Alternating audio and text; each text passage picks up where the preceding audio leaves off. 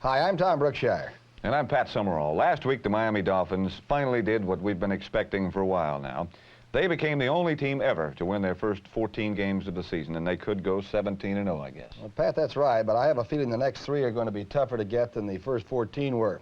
And as far as our own personal playoff picture goes, I'm 21-17, and I think you're just short of that. I'm ashamed, and I'm in big trouble at 14-24. At any rate, like so many teams in the NFL, I can only say, wait till next year. We've got a lot of action for you, though, this week, because we've got 13 games instead of the usual 12. And at the end of our show, we're going to be making our selections for Best of the Year. Against the Houston Oilers last week in the Astrodome, the Cincinnati Bengals took out all the frustration they felt at not making the playoffs, and Houston ended their season at the bottom of the NFL well. Happy moments have been few and far between in Houston's Astrodome this season. But for most of the first half, the Oilers played like a team contending for a playoff berth.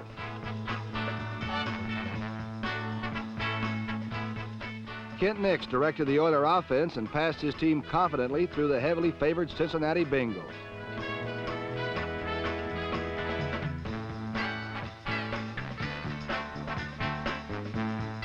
Nix threw to Fred Willis for a 14-yard touchdown, and the Oilers had the lead 10-3.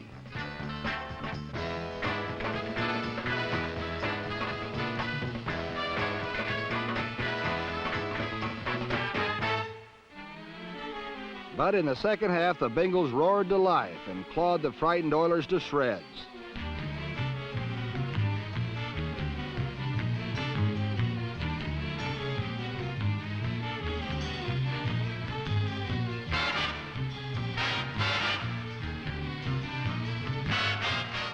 The Oilers were buried alive under the repeated assaults of Cincinnati's fired-up rush line. The Bengals front four could have really taken it easy and just sat back and watched Lamar Parrish, number 20, single-handedly destroy the Oilers. Parrish intercepted 3 passes and turned the game into a red-faced rout.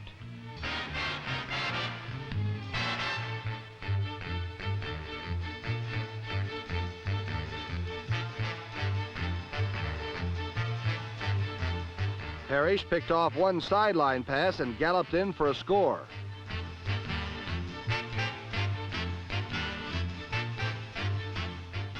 "42 seconds later, following Cincinnati's kickoff, Houston quarterback Ed Baker tried another sideline pass, and Parrish intercepted again and returned it for another touchdown.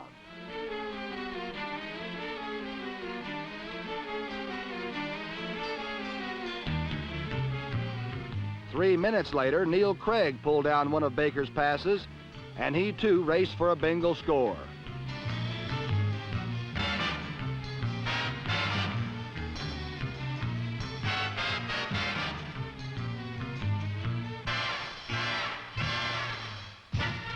The Bengal offense was not as spectacular as the defense, but they too put points on the board. Running back Doug Dressler, a 3-year veteran from Chico State College, scored 3 times, twice on runs and once on a pass from quarterback Ken Anderson.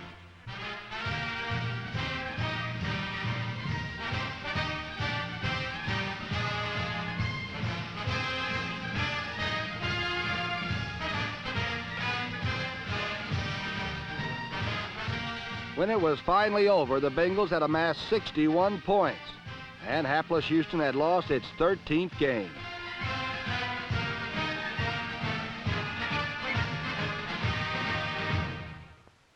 In Denver, the Broncos and Patriots met in a game of little import as far as the rest of the league was concerned. Pat, there was something at stake, though, because for either team, a win meant a chance to avoid the cellar in their respective divisions. Despite the thin air of Denver, neither the Broncos nor the Patriots had much reason to feel lightheaded, as both had clinched losing seasons long ago. Still, the Patriots hope to make interim head coach Phil Bengson's probable farewell a happy one with a victory. Meanwhile, John Ralston was ducking the lightning bolts of Jim Plunkett, a big stepping stone blocking Denver's hoped exit from the AFC West Division basement.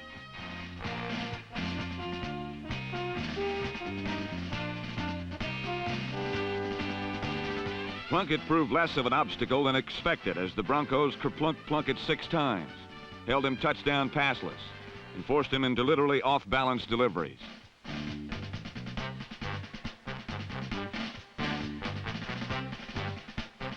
Not to be outdone by Plunkett's passing polish, Bronco quarterback Charlie Johnson exhibited a unique handoff style.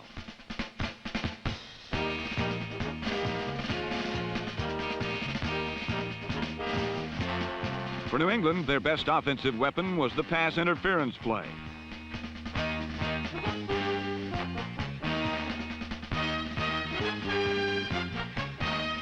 Bill Thompson's premature tackle on Reggie Rucker set up a short scoring run by Carl Garrett.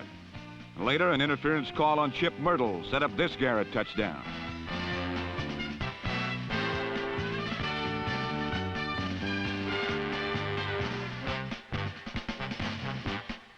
The Patriots managed 21 points, which used to be enough to beat Denver, but not anymore. Last week, Denver scored 38. And this week, Bill Thompson's 59-yard punt return started a 45-point Bronco bust-out.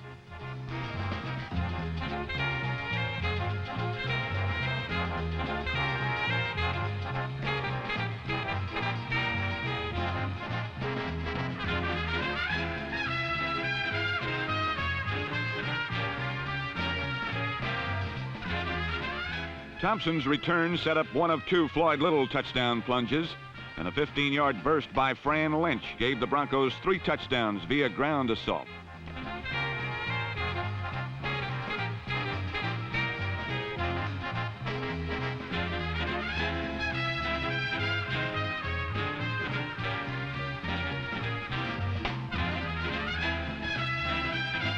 When the infantry wasn't doing it, the Air Force was.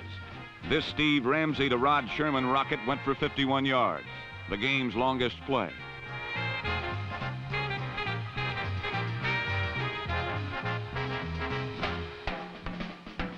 While Ramsey won long ball honors, Johnson was throwing 3 touchdown passes.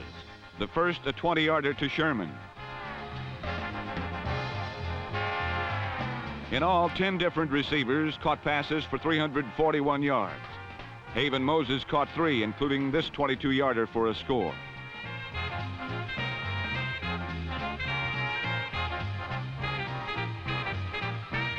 For his last touchdown toss, Johnson hit Moses again, and he showed what the phrase "good hands" means. The 45-21 win, coupled with the San Diego loss, enabled Denver to finish out of the cellar in the AFC West for the first time in 5 years.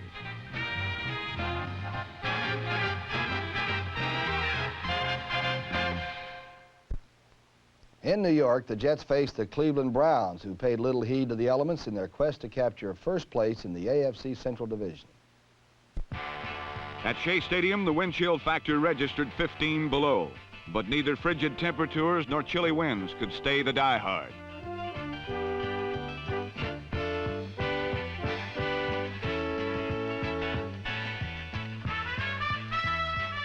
The swirling winds turned Shea into a dust bowl and made every pass an adventure for Mike Phipps and his frozen-fingered receivers.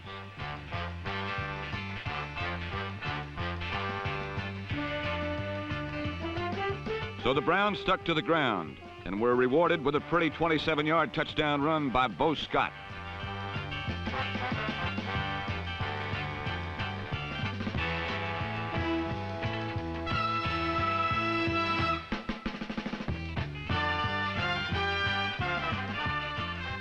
Scott's score gave Cleveland a 7-0 lead, but the Jets came back to tie the game on a short burst by Emerson Boozer.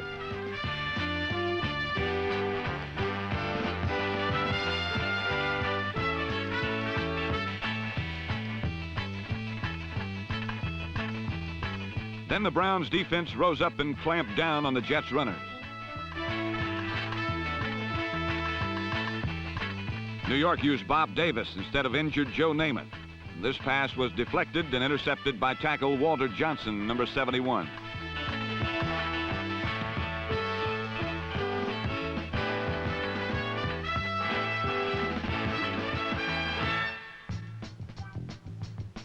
Many times, Mike Phipps secured valuable first down yardage on his own. Some of his runs were design plays, but many were the result of Phipps' ability to turn busted plays into long gainers.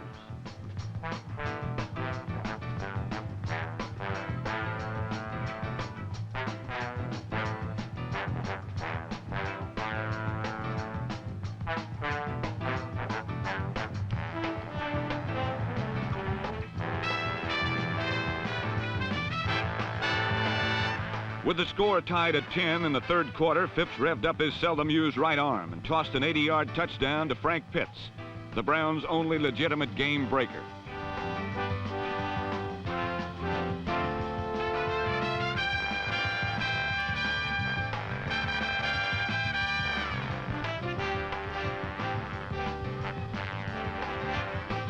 In the last quarter, Phipps put the game out of reach with two passes. The first went to Fair Hooker, who made an incredible catch.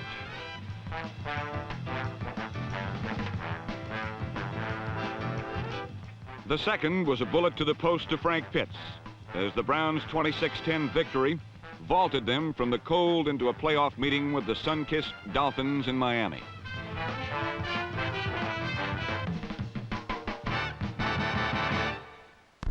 I read in the paper, Pat, where Art Rooney, the owner of the Pittsburgh Steelers, gave out cigars after his game with the Chargers last week. That's what I hear, Tom, and I guess I'd hand out cigars, too, if my 39-year-old baby finally got up and knocked out every bully in the division.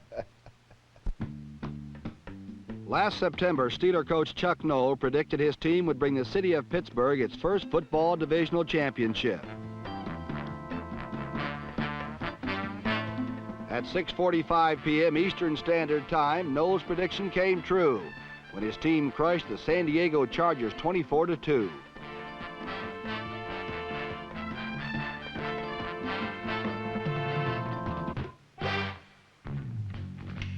The Steelers stormed to victory with a furious defense that forced John Hadle into throwing 4 interceptions. Mel Blount, number 47, stole this pass and returned it 34 yards.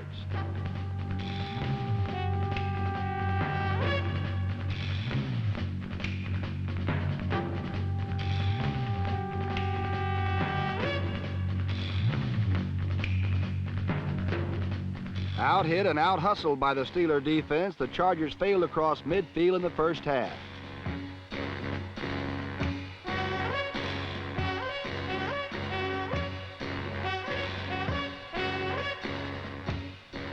Andy Russell, number 34, the Steelers' veteran linebacker, spearheaded the Steeler defense, which completely muffled San Diego's attack. Mike Garrett, number 20, who had gained over 1,000 yards going into the game, was held to a grand total of 5 yards rushing.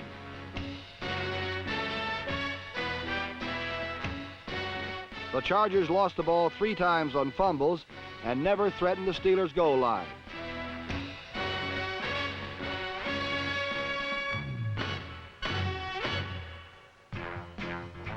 Terry Bradshaw directed the Steeler offense and repeatedly connected with his eager young receivers, Al Young, number 31, and John McMakin, number 89.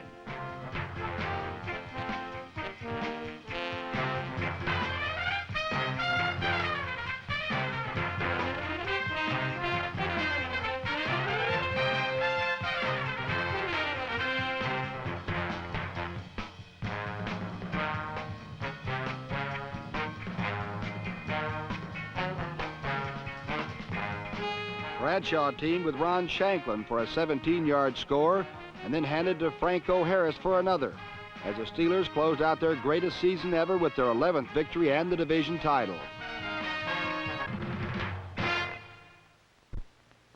Last week in St. Louis, the Eagles finished a dismal season in which they lost just about everything, including their coach, Ed Kayat, and their general manager, Pete Retzlaff, whereas the winning Cardinals only lost their coach, Bob Hollway. Some called it the inverted Super Bowl. Whatever it was, it represented the end to a dismal season for both St. Louis and Philadelphia. For Harold Jackson, it was an ironic way to end up as the league's leading receiver.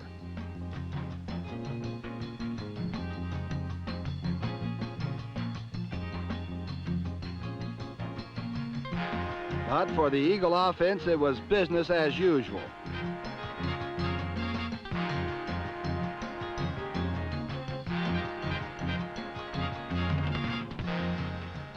Jim Hart, following up a surprising win over the Los Angeles Rams, gave St. Louis fans some satisfaction early in the first quarter with his 56-yard pass to Donnie Anderson, which set up a 1-yard Anderson plunge and a 7-0 St. Louis lead.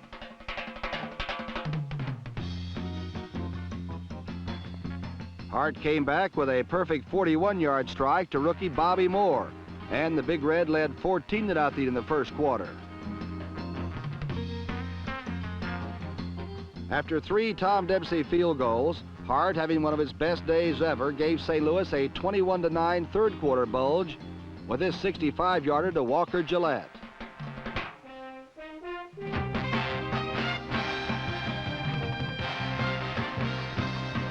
But the Eagles still had some life left in their hapless attack. Rookie quarterback John Reeves hooked up with giant Harold Carmichael for a 54-yard gain.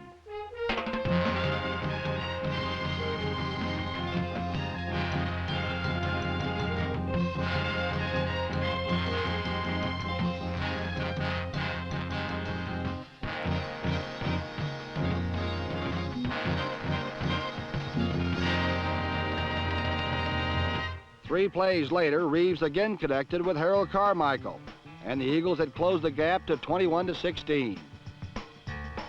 Jim Bakken added a St. Louis field goal to make it St. Louis 24-16.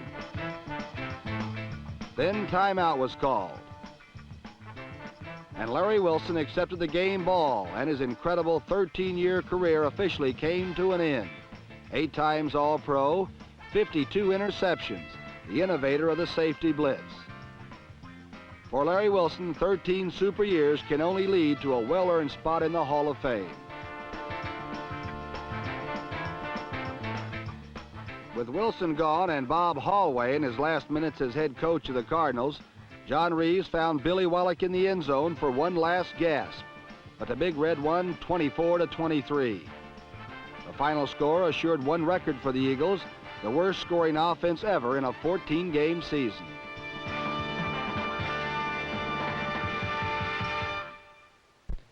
While the lowly Cardinals and Eagles dismally played out the string, the New York Giants were playing with the big boys. Before the game, your old friend Alex Webster said that a victory over the Dallas Cowboys would provide his improving Giants with some firm footing for their run at a championship next year. Before the game, Alex Webster and Tom Landry had a friendly chat. Then the whistle blew and Alex unchained his Giants, and the ball-hawking big city boys devoured every loose ball.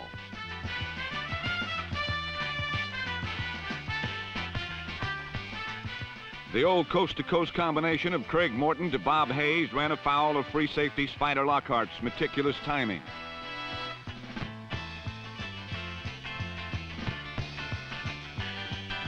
In the early going, quarterback Norm Snead's impeccable generalship fell prey to Rich Houston's fickle fingers.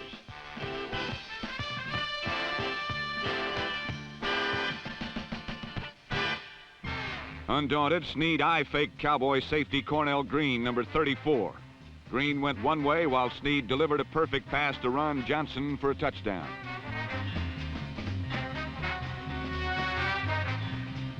Airtight protection allowed Snead to riddle the notoriously porous Cowboy secondary.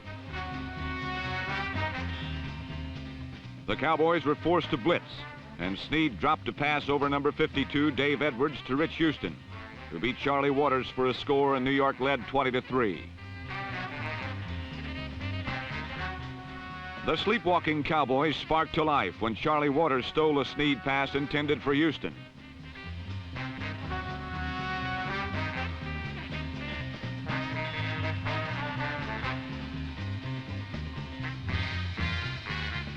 Waters seemed on his way to a certain score when Houston burned up to catch him.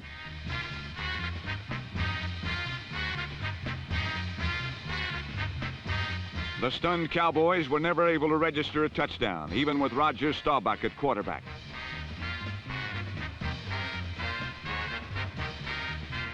Roger's arm was willing, but his instincts were bad, and the airtight Giant secondary, led by Willie Williams, number 41, snapped shut on his home run throws.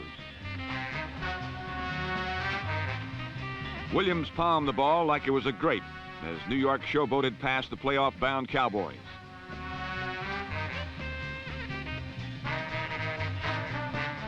The Dodger was never able to escape the relentless pursuit of number 81, Jack Gregory. And by game's end, the Giants wrapped up Dallas neatly and won a convincing 23-3 victory.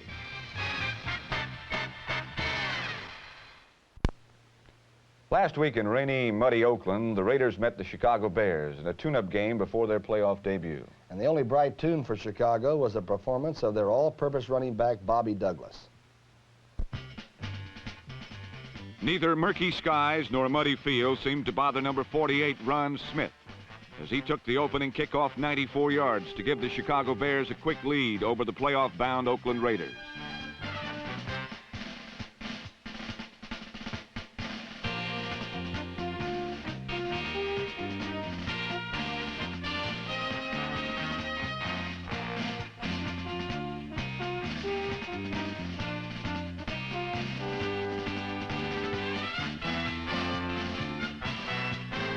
And things looked even bleaker as Darryl LaMonica's pass was intercepted by Charlie Ford, number 32.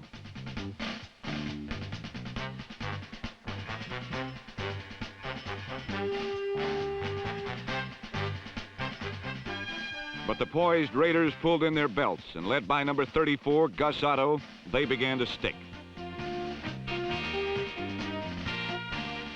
Kenny Stabler came in and hit Charlie Smith with his second scoring reception of the day, and the Raiders led 14-7.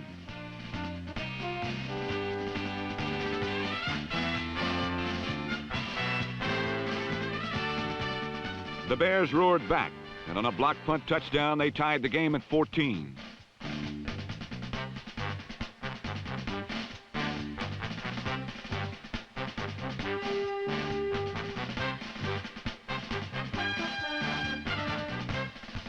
However, the most amazing feat of the day was performed by Bobby Douglas, number 10, who rushed for 127 yards on 14 carries to finish the season with 968 yards. Not too bad for a quarterback.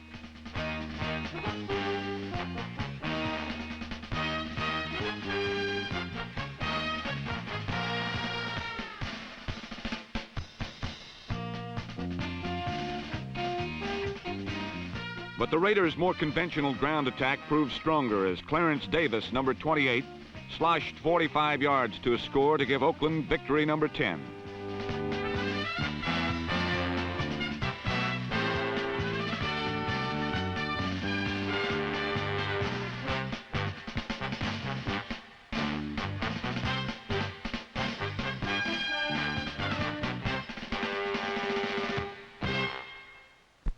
Both the Los Angeles Rams and the Detroit Lions had disappointing seasons this year, and both had problem areas. Perhaps the Rams had the most problems, though, as again last week they turned in a performance that was inconsistent on both offense and defense. Being coach of this year's version of the Los Angeles Rams has been a walking nightmare. Game after game, Coach Tommy Prothro has witnessed the numerous miscues of his unhealthy quarterback Roman Gabriel and the rest of the Rams offense.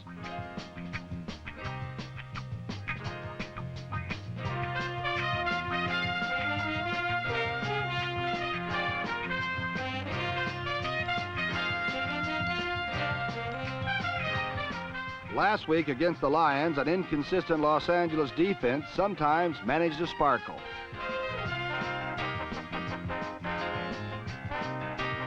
In the early going, Landry's problems included Jim Nettles, number 19, who managed to snare a tip pass and move the Rams into scoring position before an irritated Greg Landry put him down hard.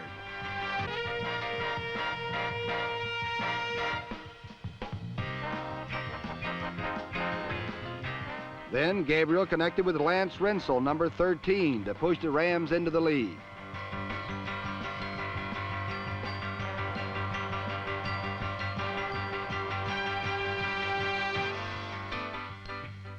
Rookie Jim Bertelson, number 45, exploded for 60 yards on a punt return, but was eventually grounded on the Lions' 7-yard line, only to have the inconsistent Ram offense prove unable to capitalize with a score.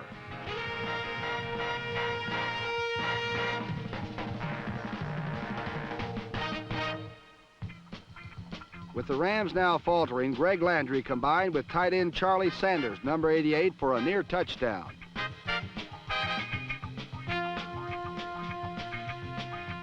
Then number 42, Algie Taylor, took a handoff and plunged over for the Lion tally.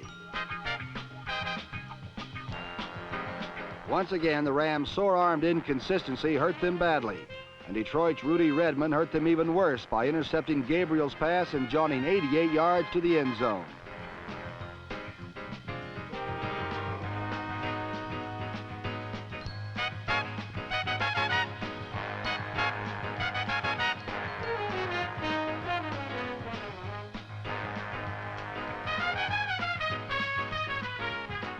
Charlie Sanders continued to evade the Rams' defense and advanced the Lions' score by gathering in 2 short Landry tosses for touchdowns.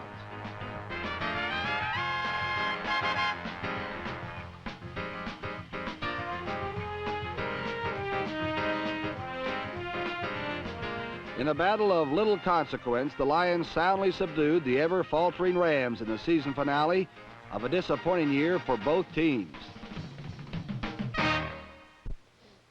Last week, the Washington Redskins met the Buffalo Bills, who finished their season with a big win. Of course, the Redskins still have a shot at ending their season with the biggest win of all. Last week, the Wind was playing some funny tricks in RFK Stadium.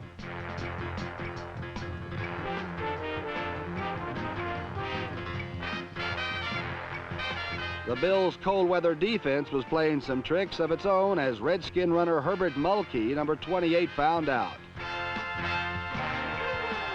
Skins quarterback Billy Kilmer couldn't blame the Wind for this one, as Alvin Wyatt, number 41, intercepted and breezed in to give the Bills a 10-0 lead.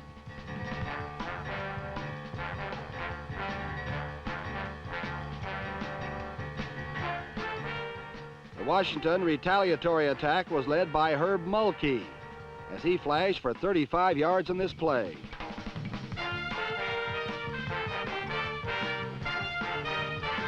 Mulkey's touchdown then gave the Redskins a 17-10 lead.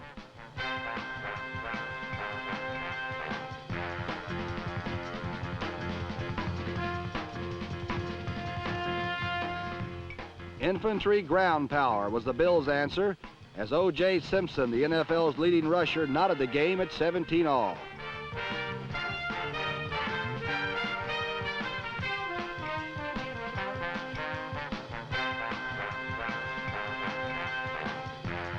In trying to break the deadlock, Billy Kilmer's pass to Mulkey was fumbled and then intercepted by Dale Farley, number 57, who returned it 42 yards.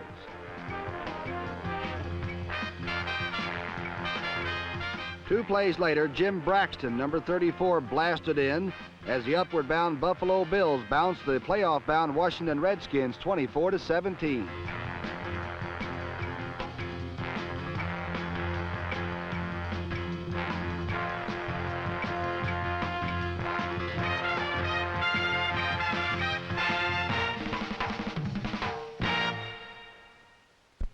Washington's playoff opponent, Green Bay, finished a sunny regular season schedule in sunny New Orleans. And Pat, it's been a great year for the Gold and Green, whereas for the Saints, it's been another year of hard lessons learned. Things have been shaky and frustrating for the Saints all year. This young lady only added fuel to the fires of frustration. Last week against the Packers, it was frustration even on kickoffs, as Margene Atkins, number 26, so ineptly displayed.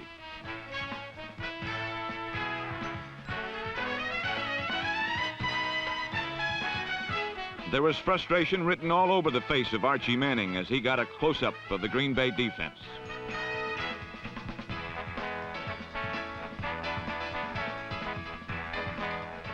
And even when the Saints did right, it turned out wrong and frustrating as the Ron Whitby to Ray Nitschke combo hit for a first down.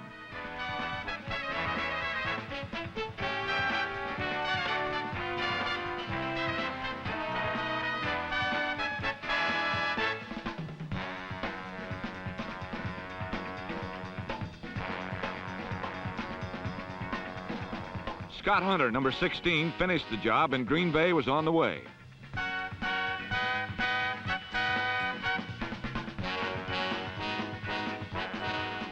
Number 36, MacArthur Lane, provided ground power as he gunned his way through the New Orleans defense.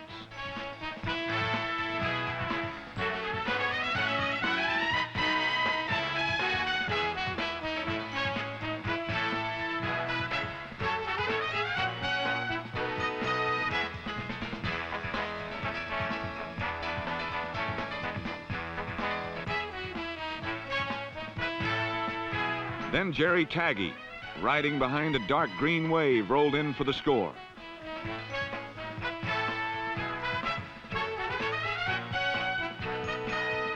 But just as it looked like the Pack had nothing to kick about, they were forced to punt. The punt was somewhat misplaced, and the Saints' Richard Neal, number 87, turned it into a New Orleans score.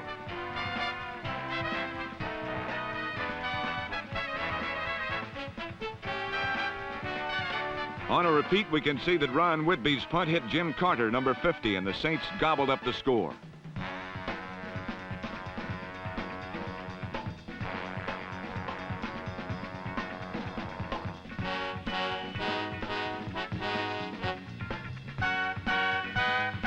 The unusual tally put some life into the Saints' offense, and Archie hit Bill Butler, number 38, for a touchdown.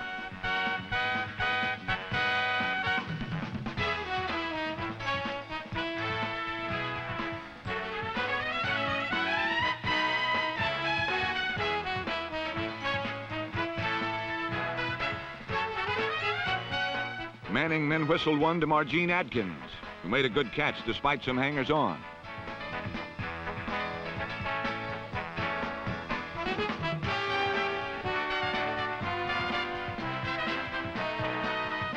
Then it was Manning to Dave Parks, number 83, but the Saints' comeback was too little too late, and they ended their season of frustration with a 30-20 loss to the team that's back where the Saints have never been.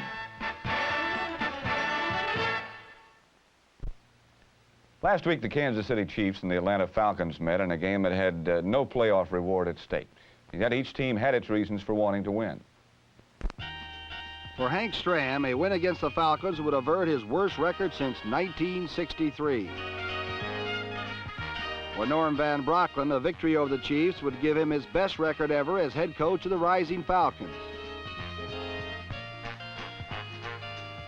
The Atlanta offense moved well against the once stout Chief defense in the first two quarters, and this 39-yard Bob Berry pass to Jim Mitchell set up a 1-yard Art Malone touchdown and a 7-3 halftime lead for the Falcons.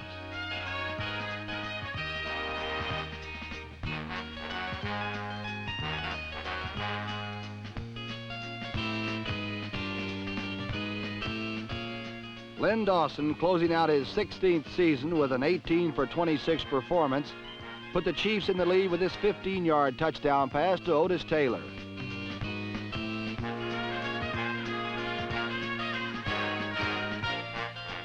Midway in the final quarter, Berry regained the lead for Atlanta with this 17-yard peg to Ken Burrow.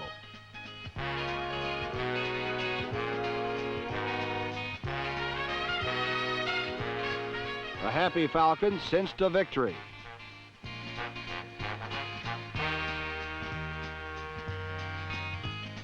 But old pro Lenny Dawson capped a methodical 81-yard drive with time winning with a 7-yard pass to Ed Podolak.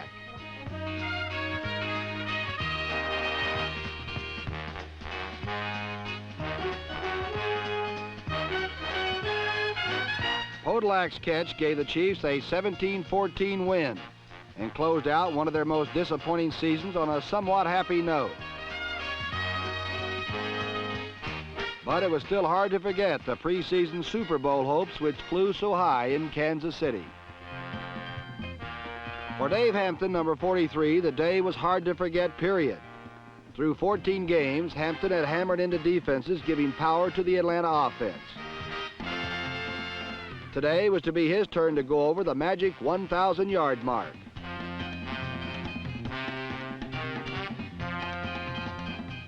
At halftime, he was honored as Atlanta's most valuable player.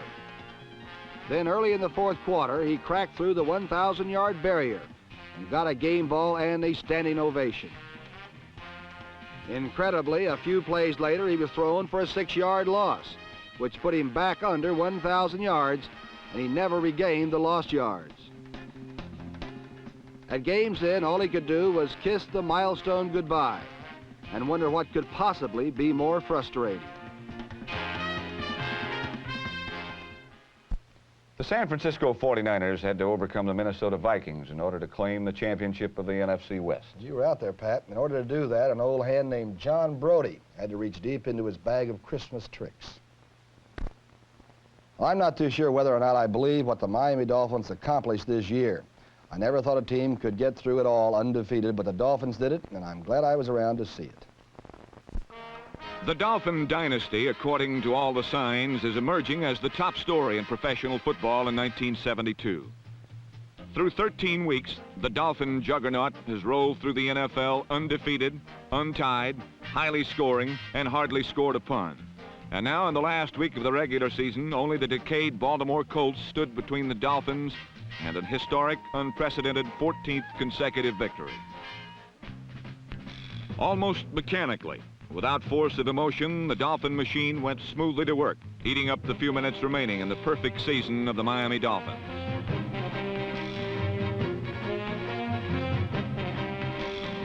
Number 26, Lloyd Mumford, led this assault on the Colts' new quarterback, Marty Domres. Meanwhile, a familiar elder statesman stood by in obvious dismay. But when Domres was overwhelmed and injured by Miami's title rush, the famed but aged quarterback, John Unitas, strode once again into the breach. But even this potentially dynamic situation was shortly defused by the cool Dolphins. And in most probably his last appearance as a Baltimore Colt, Johnny U could direct no grand finale. And for the maestro, the moment was best forgotten.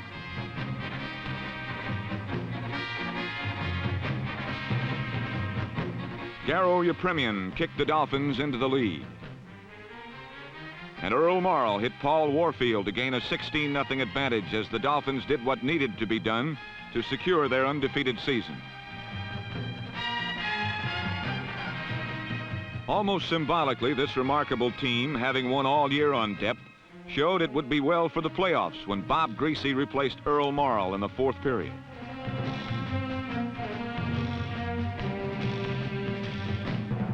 And in this, the perfect season of the Miami Dolphins, perhaps only one dream went unfulfilled. Mercury Morris could not give the Dolphins two 1,000-yard rushers in a single season. He was forced to settle for 991 yards when he left the game with an injured ankle.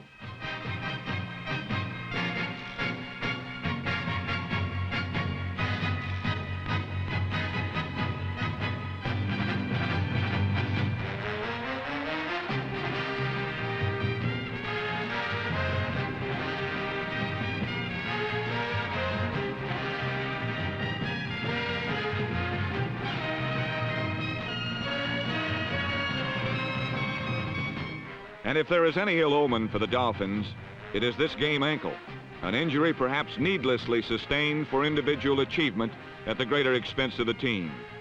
But in this professional game, who is to deny the man and the crowd the perfect thrill of excellence? Certainly not Don Shula, the author of the Dolphin dynasty and the man most responsible for this most perfect season.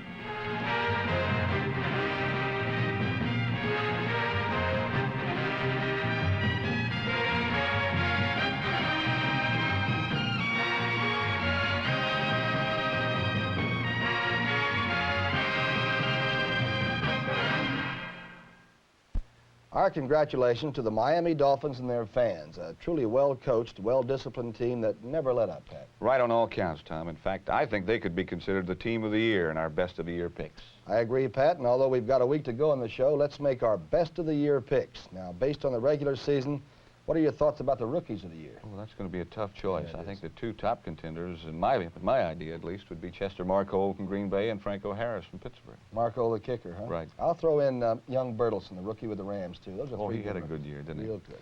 What about, let's pick a comeback player of the year. I've got to go with an old guy I know pretty well, Norm Snead of the New York Football Giants. I thought he did a great job leading that team. He did have a spectacular year. He broke, in fact, the Giant team record for completing over 60% of his passes. Surprise of the year, what do you think? Charlie Johnson. Gosh darn, he's just gone all over the league and ended up in Denver, and I think had one of the best years a quarterback could have anywhere. I would say Charlie, just for my pick. That'd be a good choice. I think, gee, what happened to Earl Morrall would have to be sort of a surprise, too, don't you? That's right. 14 years and 16 different teams. Most valuable player, quickly. Larry Brown, number 43, is my choice for the Redskins. Agreed. Most courageous. We could almost go back to Earl Morrall again after that many years. Or Larry Brown, for that matter. And Mercury Morris tried awfully hard to get that 1,000 on some bad wheels this year. Let's make our last picks, then. Okay, I'm 21-17. I keep reminding you of that. How about Green Bay at Washington? Pat? I'll go with the Redskins. I've got to go with the Redskins, too. Okay, I can't catch you like that. How about Cleveland, Miami? I'm going to go for an upset. I'm going to go with the Cleveland Browns to knock off the Dolphins. I like Miami. At any rate, we'll be back next week to show you what happens, and we wish you happy holidays. I'm Pat Summerall. I'm Tom Brookshire, and we'll see you next week.